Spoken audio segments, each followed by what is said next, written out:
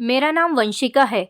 शादी की पहली रात मेरे पति ने मुझसे ससुराल की किचन की फ्रिज में रखा हुआ बर्फ मंगवाया था। मैं अपने पति की ऐसी हरकतें देखकर बहुत ज़्यादा हैरान हो गई थी। उन्होंने मेरे सामने शर्त रख दी थी कि जब तक ये सारा बर्फ पिघल नहीं जाए तुम कमरे में नहीं आ सकती हो। मेरे ससुराल के घर में मेरी सास की 3-3 फ्रिज थी। एक फ्रिज मेरे कमरे में भी रखी हुई थी, एक मेरी जेठानी के कमरे में रखी हुई थी और एक हमारे घर के किचन में रखी हुई थी। मेरे पति ने घर की सारी ही फ्रिज का बर्फ मुझसे मंगवा लिया था। हर फ्रिज में काफ़ी सारा बर्फ रखा हुआ था। इसी तरह तीनों फ्रिज का मिलाकर बर्फ का ढेर इकट्ठा हो गया था।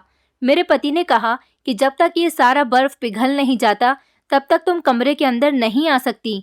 मेरे पति ने मुझे कमरे से बाहर निकाल दिया था और उसके पिघलने के बाद मैं उनके कमरे में जाती तो मेरे पति बहुत ज़्यादा थके थके से दिखाई देते थे। एक दिन मुझे बड़ी हैरानी हुई थी और मैं ये सब कुछ अब और ज़्यादा बर्दाश्त नहीं कर सकती थी। मुझे अपने पति की सच्चाई का पता लगाना ही था। इसलिए मैंने अपने पति के कमरे में पहले से ही कैमरा लगा दिया और सच्चाई जानने की कोशिश की।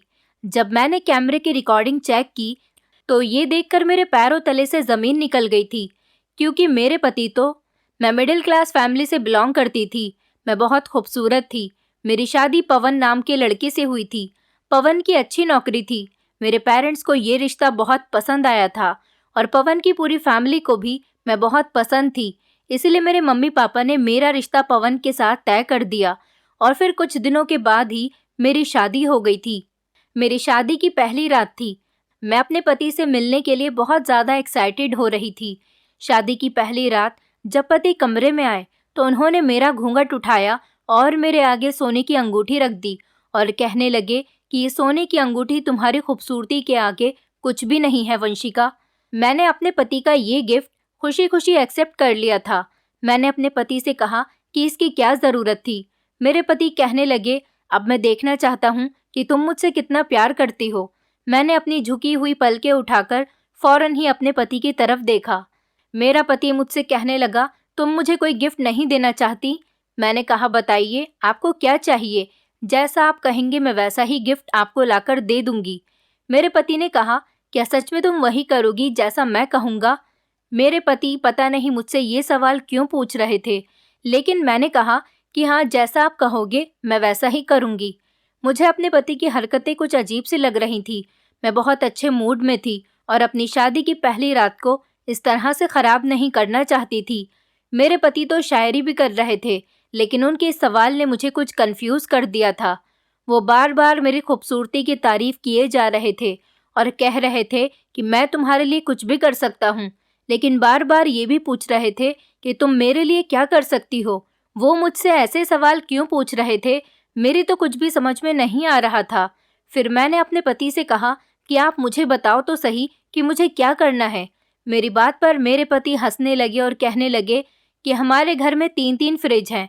मुझे घर में जितनी भी फ्रिज है सभी के फ्रीज़र से निकालकर सारा का सारा बर्फ़ ला दो। मैं अपने पति की बात पर हंसने लगी और कहने लगी कि आपको बर्फ़ चाहिए? मुझे लगा आप मुझसे कोई ऐसी चीज़ मांगने वाले हो जो शायद मैं आपको नहीं दे सकती। बस इतना सा काम, क्योंकि मुझे समझ ही नहीं आ रहा था कि मेरे पति इस टाइम पर मजाक भी कर सकते थे। आखिर इतनी रात को उन्हें बर्फ़ की क्या ज़रूरत थी? और फिर मौसम भी तो नॉर्मल ही था। न ज़्यादा गर्मी हो रही थी और ना ही ज़्यादा सर्दी हो रही थी। पहले तो मुझे लगा कि वो मजाक कर रहे हैं, मगर जब वो अपनी ज़िद पर अड़ गए तो फिर मैं समझ गई कि ज़रूर वो पहले ही रात मुझे आजमा रहे हैं कि मैं उनके लिए क्या कर सकती हूँ और क्या नहीं। मुझे मेरी चाची ने समझाया था कि कभी कभी पति अपनी पत्नी को आजमाने के लिए उसके आगे ऐसा इम्तिहान रख देता है जिसे पत्नी आसानी से नहीं कर सकती। लेकिन मेरे पति ने मुझे जो इम्तिहान दिया था वो तो बहुत ही आसान था। मैं अपने पति की नज़रों से गिरना नहीं चाहती थी। मैंने कहा, इतनी रात को अगर मुझे किसी ने किचन में टहलते हुए देख लिया तो कोई क्या सोचेगा? मेरे पति ने कहा कि कोई बात नहीं, तुम कोई भी बहाना बना देना। लेकिन मेरे पति ने कहा कि हमारे घर में 3-3 फ्रिज हैं, उन तीनों ही फ्रिज से तुम्हें बर्फ़ निकाल कर लाना है। एक फ्रिज तो मेरे कमरे में ही मौजूद थी, दूसरी फ्रिज मेरी जेठानी के कमरे में थी और तीसरी फ्रिज किचन में थी। मैं किचन की फ्रिज से भी बर्फ़ निकाल कर ला सकती थी और अपने कमरे की फ्रिज से भी बर्फ़ निकाल कर अपने पति को दे सकती थी। लेकिन मेरे जेठानी के कमरे में जो फ्रिज थी उसका बर्फ निकालने अगर मैं उनके कमरे में जाती तो वो मुझसे सवाल करती कि तुम्हें इतनी रात को बर्फ की क्या ज़रूरत है। मेरे पति ने कहा कि अब तुमने ही तो कहा था कि जैसा आप कहोगे वैसा ही करूँगी। मैंने तुम्हें एक मामूली सा काम दिया है और तुम ये भी नहीं कर सकती हो तो रहने दो। मैंने अपने पति से कहा कि नहीं नहीं, मैं ये काम कर दूंगी। मेरी जेठानी का कमरा कौन सा था ये तो मुझे नहीं पता था, लेकिन मेरे पति ने मुझे बता दिया था कि नीचे सीधे हाथ को जाकर उनकी भाभी का कमरा है। मैं दुल्हन के रूप में ही अपने घर में आधी रात के टाइम पर बर्फ ढूंढने के लिए टहल रही थी। पहले तो मैंने किचन की फ्रिज से बर्फ निकाल लिया था, फिर उसके बाद मैं अपनी जेठानी के कमरे का दरवाज़ा बजाने लगी। काफ़ी देर हो गई थी मुझे दरवाज़ा बजाते हुए, लेकिन कोई भी दरवाज़ा नहीं खोल रहा था। अब मैं बिना बर्फ लिए तो नहीं आ सकती थी। 10-15 मिनट दरवाज़ा बजाने के बाद मेरी जेठानी अपनी आंखें मलती हुई दरवाज़ा खोलने के लिए आई, लेकिन दरवाज़ा खोलते ही उनके तो होश उड़ गए थे। वो मुझे देखकर बहुत हैरान हुई थी। उन्होंने मुझसे कहा, वंशिका तुम यहाँ पर क्या कर रही हो? मैंने कहा, भाभी मुझे बर्फ चाहिए। उन्होंने कहा, लेकिन इस टाइम तुम्हें बर्फ की क्या ज़रूरत है? मैंने कहा, वो मैं आपको सुबह बताऊंगी। प्लीज़ आप मुझे जल्दी से बर्फ दे दीजिए। सॉरी, आपको मैंने तंग किया। उन्होंने कहा, अच्छा ठीक है। वो जाकर अपनी फ्रिज से बर्फ ले आई और मुझे दे दिया। फिर मैंने उनसे कहा कि अब आप सो जाइए, बाकी की बात हम सुबह करेंगे। मेरी जेठानी मुझे बड़ी हैरानी भरी नज़रों से देखती हुई दरवाज़ा बंद करके अपने कमरे के अंदर चली गई थी। मैंने सारा बर्फ इकट्ठा करके अपने पति को दे दिया था, लेकिन मैं यही सोच रही थी कि क्या मेरा पति मेरी इस हरकत से इम्प्रेस हो जाएगा। मैं जब बर्फ लेकर अपने पति के पास आई तो उनकी आंखों में खुशी की चमक आ गई थी। वो कहने लगे, इस बर्फ को इधर टेबल पर रख दो। मैंने सारा बर्फ टेबल पर रख दिया तो मेरे पति तो बच्चों की तरह खुश हो गए थे। मेरा पति मेरे करीब आकर कहने लगा, वंशिका तुम बहुत अच्छी हो, अब तुम बस मेरी एक आखिरी बात और मान लोगी क्या? मैं अपने पति से तारीफ सुनकर खुश हो गई थी। मैं कहने लगी, जी मैं तो आपकी हर बात मानने के लिए तैयार हूँ। वो कहने लगे, नहीं, अगर पहली रात ही तुमसे हर बात मनवाने लगा तो तुम सोचोगी कि तुम्हारा पति तुम पर हुक्म चला रहा है।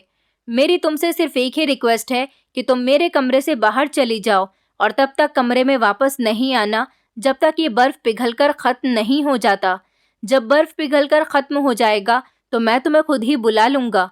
अपने पति की बात सुनकर मुझे बहुत हैरानी हुई थी और उससे कहीं ज़्यादा तो मुझे दुख हुआ था, मगर मैं जानती थी कि वो मुझे आजमा रहे हैं। इसीलिए मैंने उनसे कहा कि कोई प्रॉब्लम नहीं है। मैं अपने कमरे से बाहर निकल आई थी। मैंने देखा कि कमरे के बाहर एक चेयर रखी हुई थी। मैं उसी चेयर पर जाकर बैठ गई थी। बस मुझे डर इस बात का था कि कहीं कोई मुझे देख न ले, क्योंकि अगर कोई मुझे देख लेता तो कई तरह के सवाल करता। मैं उन्हें क्या जवाब देती? मैंने अपने पेरेंट्स के मुंह से अपने पति की बहुत तारीफ सुनी थी, क्योंकि मेरे पेरेंट्स को पवन बहुत ज़्यादा पसंद आए थे। लेकिन आज जो कुछ भी पवन कर रहे थे वो मुझे हैरानी में डाल रहा था। मेरी ससुराल में मेरी एक जेठानी, जेठ और सास ससुर भी मौजूद थे। यहाँ तक कि एक छोटी नंद और देवर भी था। मेरी ससुराल बहुत ही अच्छी थी और बाकी तो मुझे इन लोगों के साथ रहकर ही पता चलने वाला था कि कौन कैसा है। मैं बैठे बैठे थक गई थी और यही सब हिसाब लगाने की कोशिश कर रही थी कि इतनी सारी बर्फ एसी वाले कमरे में कहाँ तक पिघलेगी। मैं सारे दिन की थकी हुई थी, मुझे भी आराम की ज़रूरत थी, मगर मैं पवन की बात मानकर बाहर ही बैठ गई थी। यहाँ तक कि मेरे पूरे शरीर में दर्द हो रहा था। अब काफ़ी देर हो गई थी और मुझे गुस्सा आने लगा था। मैंने जब घड़ी की तरफ देखा तो सुबह के 4 बज गए थे। कभी मैं इधर उधर टहल रही थी तो कभी चेयर पर बैठकर अपना टाइम पास कर रही थी। मुझे नींद भी आ रही थी, लेकिन इस कंडीशन में शायद मैं ढंग से सो नहीं सकती थी। 5 बज चुके थे जब मेरा पति कमरे से बाहर निकला और कहने लगा, वंशिका अब तुम कमरे में आ सकती हो, सारी बर्फ पिघल गई है। मेरी कमर बुरी तरह से दर्द करने लगी थी। मैं जल्दी से उठी और कमरे के अंदर चली गई। मैंने अपने पति की तरफ देखना भी ठीक नहीं समझा और बाथरूम में जाकर सबसे पहले दुल्हन वाले कपड़ों को उतार दिया था और दूसरे कपड़े पहनकर आ गई थी। सामने ही पवन खड़े हुए थे, वो भी अपने कपड़े बदल चुके थे। मुझे कमरे में कहीं भी बर्फ दिखाई नहीं दे रही थी। न जाने मेरे पति ने बर्फ के साथ क्या किया था। मैं अपने पति से कुछ कहे बिना ही बेड पर बैठने लगी तो मेरे पति ने मेरा हाथ पकड़कर मुझे रोक लिया और मेरे करीब आकर खड़े हो गए। वो कहने लगे, वंशिका तुमने मेरी बात मानकर मुझे अपना गुलाम बना लिया। मुझे पूरा यकीन हो गया है कि तुम ही मेरे लिए परफेक्ट हो। तुम बहुत अच्छी पत्नी साबित हुई हो। मेरी प्रार्थना है कि तुम हमेशा ऐसी ही रहो। मैं अपनी तारीफ सुनकर खुश हो गई थी। मैं कहने लगी, पवन, अब आप भी आराम कर लो, क्योंकि मैं भी बाहर बैठे बैठे काफ़ी थक गई हूँ और आप भी मुझे काफ़ी थके हुए लग रहे हो और मुझे बहुत तेज़ नींद भी आ रही है। अब दिन निकलने में ज़्यादा टाइम नहीं है। मैं सोने के लिए जा रही हूँ। उन्होंने भी सिर हिला दिया था और फिर मैं सोने के लिए लेट गई थी। सुबह मेरे उठने से पहले ही मेरे पति उठ चुके थे। मैंने इधर उधर देखा तो वो कमरे में मौजूद नहीं थे। मैं समझ गई थी कि वो कमरे से बाहर निकल गए होंगे। मैं उठी और फ्रेश होकर बाहर आ गई थी। जब मैं नीचे उतरकर अपनी सास की तरफ गई तो मैंने नोटिस किया कि मेरी जेठानी मुझे घूर घूर कर देख रही हैं। शायद उन्हें रात वाली बात याद आ गई होगी कि इतनी रात को मैं उनके कमरे में बर्फ लेने के लिए क्यों गई थी। उसके बाद मेरी सास ने मुझसे कहा था कि तुम्हें मीठे में कुछ बनाना है। मैं किचन में खीर बनाने के लिए चली गई थी। जैसे ही मैं बाहर आई तो ये देखकर हैरान रह गई थी कि मेरे पति बहुत ही ज़्यादा स्मार्ट लग रहे थे। अब मुझे याद आ रहा था कि मेरी मम्मी ठीक कहती थी कि मैंने अपना दामाद तुम्हारे लिए बिल्कुल हीरो जैसा चुना है। हम सब लोग नाश्ते की टेबल पर बैठकर नाश्ता कर रहे थे जब मेरा देवर मेरे पति की मजाक बनाने लगा। उसने मेरे पति से कहा, भैया, आप कितनी लूज टी शर्ट पहन रहे हो। मैंने नोटिस किया था कि अपने छोटे भाई की मजाक पर मेरे पति काफ़ी शर्मिंदा हो रहे थे, जबकि मेरी सास ने अपने बेटे को चुप करवा दिया था और कहा था कि खामोशी से नाश्ता करो, ऐसे किसी की मजाक नहीं बनानी चाहिए। मेरा देवर खामोश हो गया था। फिर थोड़ी देर के बाद मेरी नंद भी नाश्ते की टेबल पर आ गई तो उसने भी मेरे पति की खूब मजाक बनाई थी और कहा था कि भैया, आपने इतनी ढीली ढाली शर्ट क्यों पहनी हुई है? क्या आपके पास कपड़े नहीं हैं? ये बात तो मैं भी नोटिस कर रही थी कि मेरे पति ने बहुत ही ज़्यादा लूज टी शर्ट पहनी हुई है। मौसम भी बिल्कुल ठीक ठाक था, फिर उन्हें इतनी लूज टी शर्ट पहनने की क्या ज़रूरत थी? मेरी नंद और मेरा देवर मेरे पति के खूब मजाक बना रहे थे। मुझे भी अपने पति की इस हरकत पर गुस्सा आ गया था कि ये तो उन्हें भी दिख रहा था कि उनकी टी शर्ट कितनी बड़ी आ रही थी और कितनी ढीली आ रही थी। उन्हें इस टी शर्ट को पहनना ही नहीं चाहिए था। मैं अपने पति के पास गई तो वो मुझे देखकर खुश हो गए थे। कहने लगे, वंशिका, चलो हम दोनों बाहर कहीं लॉन्ग ड्राइव पर चलते हैं। मैंने अपने पति से कहा कि आपने किस तरह की टी शर्ट पहनी हुई है। आप अगर इन कपड़ों में बाहर जाओगे तो शायद बाहर के लोग भी आपकी मजाक बनाएंगे। मैंने अपने पति से कहा, अगर आप मुझे बाहर ले जाना चाहते हो तो आपको अपने कपड़े चेंज करने होंगे। पवन मेरी बात सुनकर परेशान हो गए थे, क्योंकि मैं नहीं चाहती थी कि घर वालों के साथ साथ मेरे पति की बाहर वाले भी मजाक बनाएं। वो कहने लगे, ये भी तो कितनी अच्छी टी शर्ट है। अच्छी तो है, तुम ऐसा क्यों कह रही हो मेरे कपड़ों के बारे में? मैंने अपने पति से कहा, प्लीज़ पवन, कपड़े मेरे कहने से चेंज कर लो, बल्कि आप मेरी पसंद के कपड़े पहनो। मैंने खुशी खुशी अलमारी खोली और उन्हें अपनी पसंद की ब्लू कलर की शर्ट निकाल कर दी और कहा कि आप ये पहनो, आप पर बहुत अच्छी लगेगी। पता नहीं क्यों मेरे पति का चेहरा उदास हो गया था। थोड़ी देर के बाद वो मेरे हाथ से शर्ट लेकर बाथरूम में चेंज करने के लिए चले गए थे। उन्होंने मेरे कहने के मुताबिक मेरी ही पसंद वाली शर्ट को पहन लिया था। इस शर्ट को पहनकर वो और भी ज़्यादा स्मार्ट लग रहे थे। मेरी तो उन पर से नज़र ही नहीं हट रही थी, लेकिन उनके चेहरे से परेशानी नज़र आ रही थी। मेरे पति बार बार आते और बार बार कमरे के अंदर चले जाते थे। मुझे ऐसा लग रहा था जैसे उन्हें किसी का इंतज़ार है। फिलहाल मैंने ये सब इग्नोर कर दिया था। फिर वो किचन में जाकर फ्रिज के पास खड़े हो गए और फ्रीजर से बर्फ़ निकालने लगे।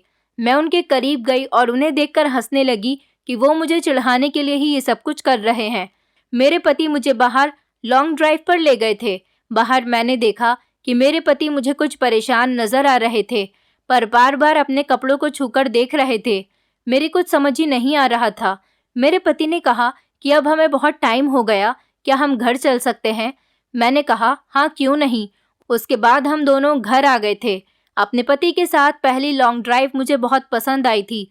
जब हम लोग घर आए तो मेरे पति तब भी बहुत ज़्यादा परेशान लग रहे थे। मैंने उनसे उनकी परेशानी के बारे में पूछा तो वो कहने लगे, बस मेरी तबीयत ठीक नहीं है। मैंने कहा, अगर आपकी तबीयत ठीक नहीं है तो आप डॉक्टर से दवाई ले आओ। मेरे पति ने कहा कि मुझे दवाई की ज़रूरत नहीं है। मैंने कहा, फिर किस चीज़ की ज़रूरत है? मेरा पति कहने लगा कि तुम फिर से जाकर बर्फ़ लेकर आ जाओ। अपने पति की ये बात सुनकर मैं उनकी शक्ल देखती रह गई थी। मैं सोच में पड़ गई थी कि भला तबीयत खराब में बर्फ की क्या ज़रूरत होती है। और फिर मजबूर होकर मैं बर्फ लेने के लिए कमरे से निकल ही रही थी, तभी मेरे पति ने मुझे आवाज़ लगाई और कहने लगे कि इस टाइम सब लोग तुम्हें बर्फ लेते हुए देख लेंगे, इसीलिए किसी को भी कुछ मत बताना।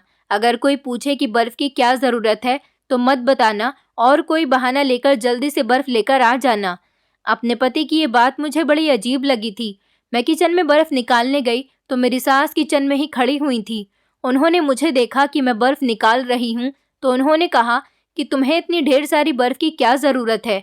मैंने अपनी सास को कोई जवाब नहीं दिया, बस मुंह बंद करके फौरन ही किचन से बाहर निकल आई। मेरी सास को मेरी यह हरकत कुछ अजीब भी लगी थी, क्योंकि मैंने उनकी बात का उन्हें जवाब नहीं दिया था। मैंने अपने पति को बर्फ लाकर दे दी। मेरे पति कहने लगे कि अब तुम कमरे से बाहर चली जाओ। मैं बाहर निकली तो आज भी मेरे कमरे के बाहर कोई नहीं था, क्योंकि अब रात के 11 बज गए थे और इस घर में सब लोग 11 बजे तक अपने कमरों में चले जाते थे। मुझे टेंशन भी हो रही थी कि अगर मुझे किसी ने देख लिया तो मैं उन्हें क्या जवाब दूंगी। मैं कल की तरह ही चेयर पर बैठ गई थी, क्योंकि मैं जानती थी कि आज भी मेरे पति ही मुझे खुद कमरे के अंदर आने के लिए कहेंगे। वही हुआ। रात के 4 बजे मेरे पति ने मुझे आकर बुलाया था। वो कहने लगे, आओ कमरे में आ जाओ। मेरे जब अपने पति के चेहरे के ऊपर नजर गई तो वो बहुत ज़्यादा थके हुए थे। फिर मैं आकर अपने बेड पर लेट गई। लेकिन ये क्या था, मेरे पति ने फौरन ही अपना तकिया उठाया और सोफे पर जाकर लेट गए थे। मैंने अपने पति से कहा कि आप सोफे पर क्यों जाकर लेट गए हो। मेरे पति ने कहा कि मैं बहुत ही प्रैक्टिकल लड़का हूँ, अरेंज मैरिज पर यकीन तो रखता हूँ, मगर एक दूसरे को समझे बिना मैं किसी भी रिश्ते को शुरू करना पसंद नहीं करता। इसलिए कुछ रातों तक मैं सोफे पर ही सोया करूँगा, जब तक हम दोनों एक दूसरे को अच्छी तरह से जान पहचान भी लेंगे। मैंने अपने पति की बात पर हाँ में हाँ मिला दी थी, लेकिन सोचती रह गई थी कि मेरे पति मेरे साथ ये सब क्यों कर रहे हैं। वो तो साफ साफ मुझसे बच रहे हैं। मैंने अपने पति से कहा, पवन, मुझे लगता है कि आपके घर वालों ने आपकी शादी मेरे साथ ज़बरदस्ती करवाई है। मुझे पता था कि अब वो कहने वाले हैं कि नहीं, ऐसी कोई बात नहीं, मैं तो तुम्हें पसंद करता हूँ। मगर मेरे पति ने तो कुछ ऐसा कहा जिसे सुनकर मेरे होश उड़ गए थे। मेरे पति ने कहा कि हाँ, तुम ठीक कह रही हो, मैं अभी शादी करना नहीं चाहता था। मेरा दिल टूट कर रह गया था। मैं मुंह लटकाकर बेड पर लेट गई थी। यही सब कुछ सोच सोच कर मैं सो नहीं पाई थी। ये सारी बातें सोचकर मेरा दिमाग दर्द करने लगा था कि मैं पवन की जिंदगी में एक अनचाही इंसान हूँ। मुझे ज़बरदस्ती उन पर थोप दिया गया था। अगले दिन मैंने देखा कि घर के सारे लोग ही अपने अपने कामों में बिजी थे। इस घर में हर कोई अपने आप से मतलब रखता था। मेरे पति भी अब ऑफिस जाने लगे थे, क्योंकि उन्होंने जो शादी के लिए छुट्टियां ली थी वो अब पूरी हो गई थी, इसलिए उन्होंने ऑफिस ज्वाइन कर लिया था। मैं भी अब घर के कामों में हाथ बटाने लगी थी, लेकिन मेरा बिल्कुल भी मन नहीं लग रहा था। मैंने अपनी सास से कहा था कि मैं अपने मायके जाना चाहती हूँ। मेरी सास ने मुझे जाने की परमिशन दे दी थी। मैंने अपने पति से भी कॉल करके मायके जाने की परमिशन लेनी चाहिए, तो मेरे पति ने कॉल ही अटेंड नहीं की। फिर मैंने उनके ऑफिस में केबिन वाले नंबर पर कॉल की। वहाँ पर कॉल मेरे पति की सेक्रेटरी ने रिसीव की थी। मैंने उनसे अपने पति से बात करने के लिए कहा तो उन्होंने बताया कि आज तो सर ऑफिस आए ही नहीं हैं। ये बात सुनकर तो मैं हैरान रह गई थी, क्योंकि मेरे पति सुबह ऑफिस जाने के लिए ही तो घर से निकले थे। मैं अपने पति का नंबर बार बार ट्राई कर रही थी, लेकिन उनका फ़ोन नहीं लग रहा था। मैं अपने पति के लिए बहुत ज़्यादा परेशान हो गई थी। मैंने नीचे जाकर अपनी सास को ये बात बताई तो वो भी परेशान हो गई थी। उन्होंने मेरे ससुर को कॉल की तो मेरे ससुर ने भी यही बताया था कि पवन आज ऑफिस गए ही नहीं। हम सब लोग इस खबर से बहुत परेशान हो गए थे। मेरा दिल बहुत घबरा रहा था और मेरे दिल में बार बार यही ख्याल आ रहा था कि मेरे पति मुझे छोड़कर तो नहीं चले गए। मैंने अपने पति के सारे फ्रेंड्स को कॉल कर ली थी, मगर उनको भी मेरे पति के बारे में कुछ नहीं पता था। मैं अब उन्हें कहाँ ढूंढती। मैं चुप करके अपनी सास के पास ही बैठ गई थी। मेरी सास भी बार बार मेरे पति के नंबर को ट्राई कर रही थी। फिर मैं अपने कमरे में चली गई और इधर से उधर टहलने की कोशिश करने लगी, लेकिन बार बार मेरा ध्यान अपने पति की तरफ ही जा रहा था। तभी अचानक मुझे किसी के पैरों की आहट सुनाई दी। मैंने जैसे ही पीछे पलटकर देखा तो पीछे मेरे पति खड़े हुए थे। मेरे पति बहुत ज़्यादा परेशान नजर आ रहे थे और उनके चेहरे पर एक अजीब तरह का डर साफ नजर आ रहा था। मैं जल्दी से अपने पति के गले लग गई और खूब रोने लगी। मैंने अपने पति से कहा कि आप कहाँ चले गए थे। मेरे पति ने अपने चेहरे पर मुस्कुराहट सजाई और कहने लगे कि तुम इतनी परेशान क्यों हो गई हो? मैं ऑफिस ही तो गया था। मेरे पति के बारे में जब मेरी सास को पता चला कि वो आ गए हैं, तो मेरी सास भी हमारे कमरे में आ गई थी और उन्होंने मेरे पति से वही सवाल किया जो कि मैं उनसे कर चुकी थी। उन्होंने कहा, बेटा तुम कहाँ चले गए थे? तुम्हें पता है कि बहू कितनी परेशान हो रही थी, और तो और आज तुम ऑफिस भी नहीं गए। मेरे पति ने फौरन अपना मोबाइल उठाया और अपने पापा को कॉल लगाई और कॉल को स्पीकर पर कर दिया था। कॉल मेरे ससुर ने रिसीव की थी। मेरे पति ने कहा, पापा जी बताइए आज मैं ऑफिस आया था या नहीं? मेरे ससुर कहने लगे, हाँ ऑफिस तो आया था, लेकिन थोड़ी देर के लिए कहीं चला गया था। मेरे पति ने कहा कि मैं ऑफिस गया था, लेकिन थोड़ी देर में ऑफिस से बाहर कुछ खाने के लिए चला गया था और मेरे मोबाइल में नेटवर्क भी नहीं आ रहे थे। मेरी सास और मुझे ये सब सुनकर तसल्ली हो गई थी, जबकि मैं हैरान थी कि मेरे ससुर ने 1 घंटा पहले तो मेरी सास को बताया था कि आज पवन ऑफिस गए ही नहीं, और मुझे सेक्रेटरी ने भी यही बताया था। फिलहाल अब मेरे पति घर आ गए थे। मैं अपने पति को देखकर काफी खुश हो रही थी। मैंने इस टाइम अनजान बन जाना ही सही समझा था।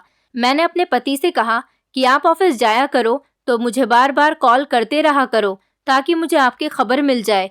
वो सर हिलाकर आगे बढ़ गए। मेरी सास भी मुस्कुराकर कमरे से बाहर निकल गई थी। मेरे पति के हाथ में एक छोटी सी थैली थी, न जाने उसमें क्या था। मेरे पति ने उस थैली को अपनी अलमारी में रख दिया और अपनी अलमारी को लॉक कर दिया। मैं अपने पति की इन हरकतों से बड़ी हैरान हो रही थी। मैं अपने पति के लिए चाय बनाने के लिए किचन में चली गई। किचन में मेरी जेठानी और सास भी मौजूद थी।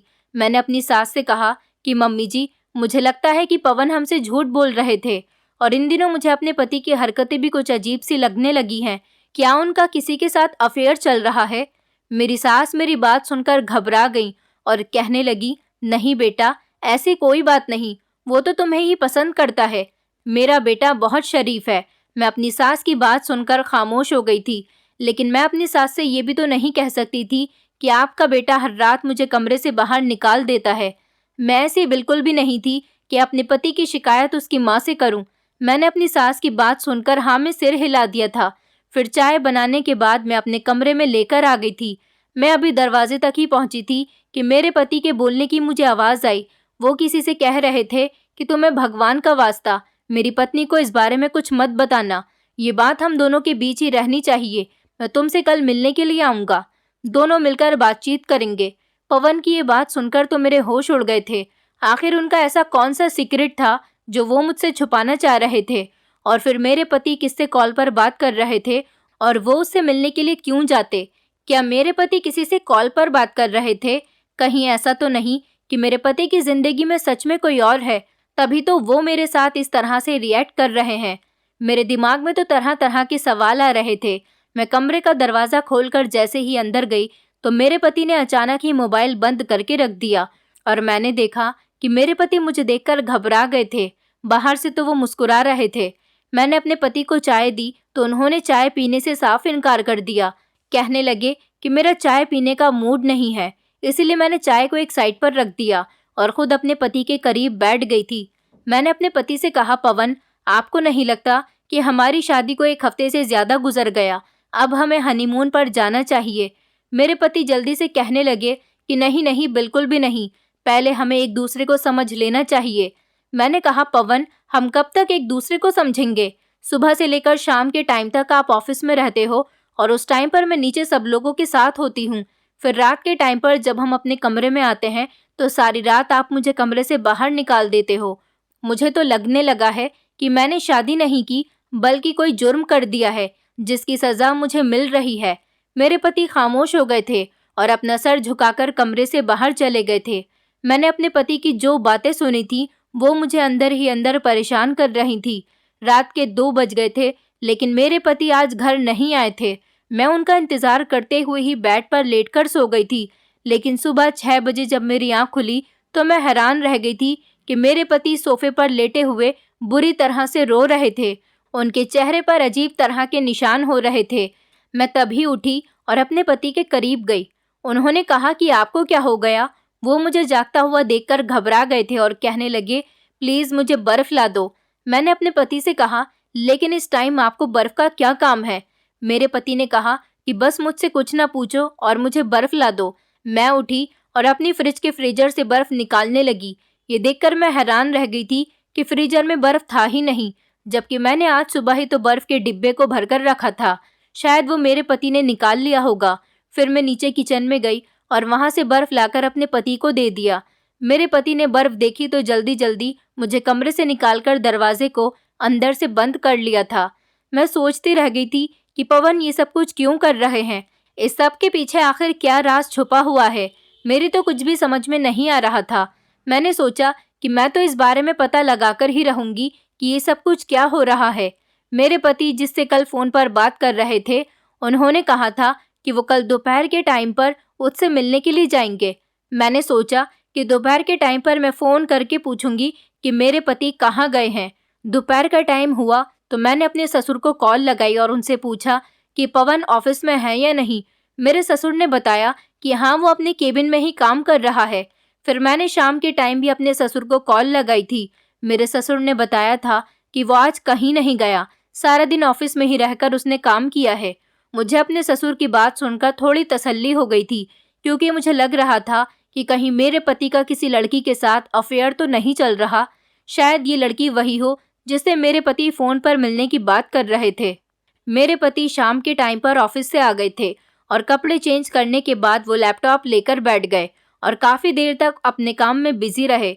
मुझे लगा वो ऑफिस का कोई इम्पोर्टेंट काम कर रहे होंगे, लेकिन इसी तरह वो लगभग 3 घंटे तक काम करते रहे और उन्होंने मुझसे कोई बात नहीं की। फिर रात के 8 बजे के टाइम पर नौकरानी हम दोनों को खाना खाने के लिए बुलाने आ गई थी। मेरे पति ने कहा कि आओ नीचे चलकर खाना खाते हैं। अपने पति की बात पर मैं उनके साथ खाना खाने के लिए चली गई थी। मेरे पति बार बार मुझे अपने हाथ से खाना सर्व कर रहे थे। मेरा खाना खाने का बिल्कुल भी मन नहीं कर रहा था। मैं इसी तरह से बैठी हुई थी, लेकिन मेरे पति ने जल्दी जल्दी खाना फिनिश किया और वो वापस अपने कमरे में चले गए थे। मेरी सास ने जब देखा कि मैं कुछ परेशान हूँ, तो उन्होंने कहा कि बहू, परेशान होने की कोई ज़रूरत नहीं। पवन थक गया होगा, इसीलिए आराम करने के लिए जल्दी ही कमरे से चला गया। मैं भी खाना खाने के बाद जैसे ही अपने कमरे में गई तो ये देखकर हैरान रह गई कि कमरे का दरवाज़ा तो अंदर से लॉक था। मुझे ये देखकर बहुत गुस्सा आ गया। मैंने ज़ोर ज़ोर से दरवाज़ा बजाना शुरू कर दिया, मगर पवन ने 15 मिनट बाद ही दरवाज़ा खोला था।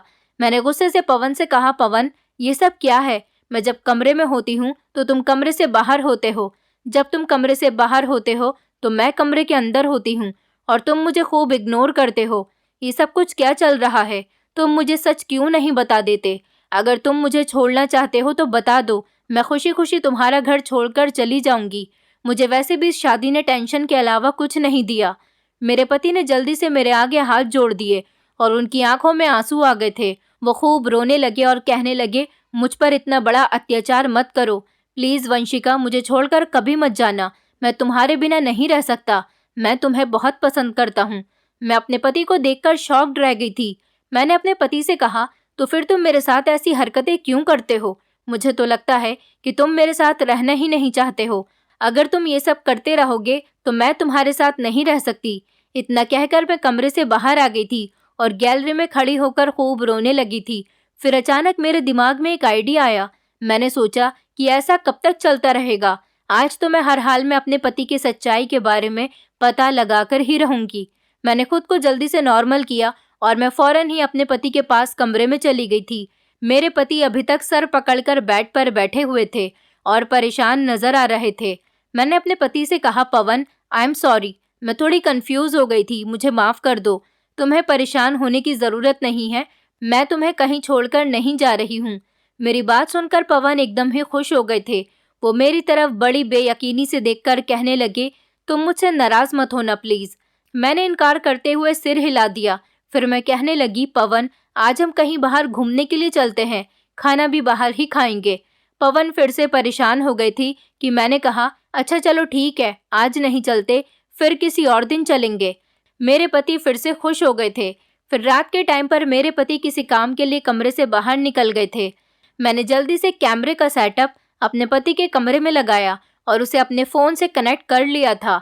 ये कैमरा मेरे देवर के पास था और मैंने आज उससे ही इस कैमरे को मांगा था और उससे कहा था कि मुझे कुछ काम है, मैं तुम्हें वापस दे दूंगी। मेरा पति जब कमरे में आया तो वो इधर उधर टहल रहा था। मेरा तो काम हो चुका था। मुझे लगा जैसे वो मुझसे कुछ कहना चाहता हो, मगर डर की वजह से खामोशी था।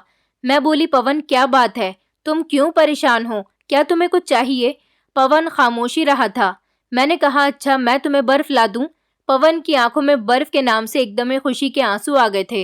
वो कहने लगा, मैं बहुत खुशनसीब इंसान हूँ जिसे तुम जैसी पत्नी मिली है। भगवान हम दोनों को कभी एक दूसरे से जुदा न करे। मैं मुस्कुराने लगी और घर की तीनों फ्रिज से निकालकर अपने पति को बर्फ लाकर दे दिया, क्योंकि मेरे पति को बहुत सारे बर्फ की ज़रूरत होती थी।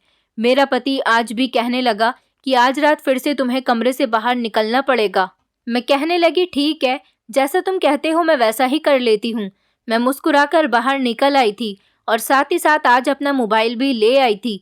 मैं अब यही सोच रही थी कि अब मुझे अपना मोबाइल ऑन करना चाहिए और देखना चाहिए कि मेरा पति ये सब कुछ क्या कर रहा है। आखिर मेरे पति के दिमाग में ये सब कुछ क्या छुपा हुआ था। मैंने अपने मोबाइल को ऑन किया, जिसे मैंने अंदर के कमरे वाले कैमरे से कनेक्ट किया हुआ था। मैं चेयर पर बैठी हुई कमरे के बाहर से कमरे के अंदर का सब कुछ देख रही थी। जैसे ही मैंने मोबाइल पर गौर किया तो मेरे होश उड़ गए थे, क्योंकि मेरे पति ने अपने कपड़े उतारने शुरू कर दिए थे। मेरे पति के शरीर पर नीले नीले निशान हो रहे थे, जिन्हें देखकर मैं हैरान रह गई थी। मेरे पति बर्फ के टुकड़ों को उठाकर अपने शरीर के हिस्सों पर लगा रहे थे। हर तरफ मेरे पति बर्फ के टुकड़ों को अपने शरीर पर लगा रहे थे और एक टॉवल से पानी भी बार बार साफ कर रहे थे। मैं जल्दी से अपनी सास के कमरे में गई और मैंने उनसे कहा कि आपने मेरे साथ इतना बड़ा धोखा किया है। आपने अपने बीमार बेटे की शादी मेरे साथ करवा दी। मेरी सास मेरी बात सुनकर परेशान हो गई थी और कहने लगी कि तुम ये क्या कह रही हो। मैंने अपनी सास से कहा, आप खुद अपनी आंखों से देख लो। मैंने अपनी सास के आगे मोबाइल कर दिया। अब हम दोनों मोबाइल में पवन को ये सब कुछ करता हुआ देख रहे थे। मेरी सास ने कहा कि मेरे पास तुम्हारे कमरे की एक चाबी है। मेरी सास ने वो चाबी उठाई और उन्होंने पवन के कमरे का दरवाज़ा खोल दिया था। हम दोनों कमरे के अंदर दाखिल हो गए थे। पवन का अजीबोगरीब रूप हमारे सामने आ गया था। पवन हमें देखकर डर गया था और कहने लगा, मम्मी, वंशिका, आप दोनों अंदर कैसे आईं? मैंने अपने पति से कहा, मुझे तुम्हारे बारे में सब कुछ पता चल गया। अब बताओ ये सब कुछ तुम्हारे साथ क्या हो रहा है और तुम ये क्या कर रहे हो बर्फ के साथ? मेरा पति रोने लगा था और उसने बताया कि मेरे शरीर पर ये एलर्जी हो रही है। मेरे पति के पूरे ही शरीर पर अजीब तरह की एलर्जी हो रही थी और नीले नीले निशान पड़े हुए थे। मेरे पति ने सिर्फ अंडरवियर पहना हुआ था। फिर उन्होंने मुझे बताया कि ये एलर्जी बहुत ही खतरनाक है। मुझे इससे बहुत तकलीफ होती है और ऐसा लगता है जैसे मेरा शरीर जल रहा है। इसकी जलन बुझाने के लिए मुझे बर्फ की ज़रूरत होती है। इसीलिए तुम मुझे इस हालत में देखकर डर न जाओ और कहीं मुझे छोड़ न दो। इसीलिए मैं तुम्हें कमरे से बाहर निकाल दिया करता था। ये देखो मेरा शरीर, मैं बहुत ज़्यादा तकलीफ़ में हूँ। मेरे पति अपना जला हुआ शरीर लेकर मेरे आगे खड़े हो गए थे। मेरे पति को बहुत ख़तरनाक वाली एलर्जी थी। मेरी सास भी उनको देखकर रोने लगी थी। मेरे पति ने कहा, मेरी गर्दन से लेकर पैरों तक ये एलर्जी फैली हुई है, इसीलिए तो मैं ढीले कपड़े पहनना पसंद करता हूँ। लेकिन तुमने मुझे इस तरह के कपड़े पहनने से मना कर दिया था। मुझे कपड़ों से चुभन महसूस होती है। मेरी सास ने कहा, बेटा, लेकिन ये सब कुछ तुम्हारे साथ कब से है? मेरे पति ने कहा, मम्मी, आपको याद है पिछले 6 महीने पहले मैं ऑफिस की मीटिंग के लिए चीन गया हुआ था। वहाँ पर मैंने एक अजीब तरह का खाना डिनर में खा लिया था, जिसे खाने के बाद मुझे ये एलर्जी हो गई। आप लोगों ने मेरा रिश्ता वंशिका के साथ फिक्स कर दिया था। वंशिका की जब आपने मुझे फ़ोटो दिखाई थी तब वो मुझे बहुत पसंद आई थी और मैं इसी से शादी करना चाहता था। अगर आप लोगों में से किसी को भी मेरी एलर्जी के बारे में पता चल जाता तो मेरी वंशिका के साथ शादी नहीं हो पाती। इसीलिए मैंने वंशिका से इस सच्चाई को छुपाकर रखा। मैं वंशिका के करीब नहीं आता था कि कहीं वंशिका की नज़र मेरे शरीर पर पड़ गई तो वो मुझे उसी वक्त छोड़कर चली जाएगी, और मैं ऐसा हरगिज़ नहीं चाहता। लेकिन पता नहीं आप लोगों को आज ही सब कुछ इस तरह से पता चल गया। मैंने पवन से कहा, पवन, मैंने तुम्हारी सच्चाई जानने के लिए कमरे में कैमरा लगा दिया था, जिसकी वजह से मुझे सब कुछ पता चल गया। मैंने कहा, पवन, तुम डॉक्टर से इलाज क्यों नहीं करवाते? पवन ने कहा, मेरा डॉक्टर से इलाज चल रहा है, लेकिन मुझे कोई फ़र्क नहीं हो रहा। मुझे सिर्फ बर्फ़ लगाने के बाद ही सुकून मिलता है। इसीलिए मैं बार बार तुमसे बर्फ मंगवाता हूँ। मैं खुद अगर बार बार बर्फ निकालता तो मेरे घर वालों को मुझ पर शक हो जाता, इसलिए मैं तुम्हें बर्फ निकालने के लिए भेजता था। मैं दवाई तो लगाता हूँ, लेकिन जब मैं शरीर से चिपकते हुए कपड़े पहन लेता हूँ तो मुझे बहुत ज़्यादा जलन महसूस होती है। शादी पर भी जब मैंने इस तरह के कपड़े पहने थे तो मुझे बहुत जलन हो रही थी। इसीलिए शादी की पहली रात मैंने तुमसे छुपकर बर्फ मंगवाया था। मुझे इस तरह से बर्फ का इस्तेमाल करने से बहुत सुकून मिल जाता था। अपना सुकून पाने के लिए ही मैं तुम्हें कमरे से बाहर निकाल देता था। उस दिन भी मैं ऑफिस से डॉक्टर के पास ही गया था। मेरा ये राज कोई भी नहीं जानता पापा के अलावा, क्योंकि ऑफिस के केबिन में भी जाकर मैं अपने कपड़े उतार देता हूँ। इसलिए पापा को इस बारे में सब कुछ पता है। मेरा एक फ्रेंड है, उससे मैं एक दिन कॉल पर बात कर रहा था। उसने कहा था कि अगर तूने अपना इलाज अच्छे डॉक्टर से नहीं किया तो मैं ये सब कुछ भाभी को बता दूंगा। मैंने उसे बहुत समझाया था कि वो मेरा राज किसी को ना बताए। मैं अपना इलाज अच्छे डॉक्टर से ही करवा रहा हूँ, लेकिन क्या करूँ, मुझे फ़र्क नहीं हो रहा, क्योंकि मैं भी इस एलर्जी से बहुत परेशान हो गया हूँ।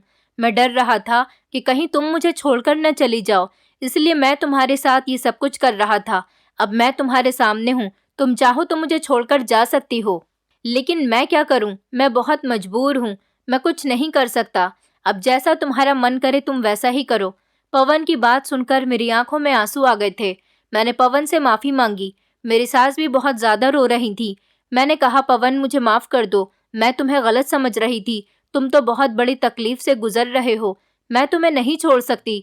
तुम फिक्र मत करो, तुम ठीक हो जाओगे।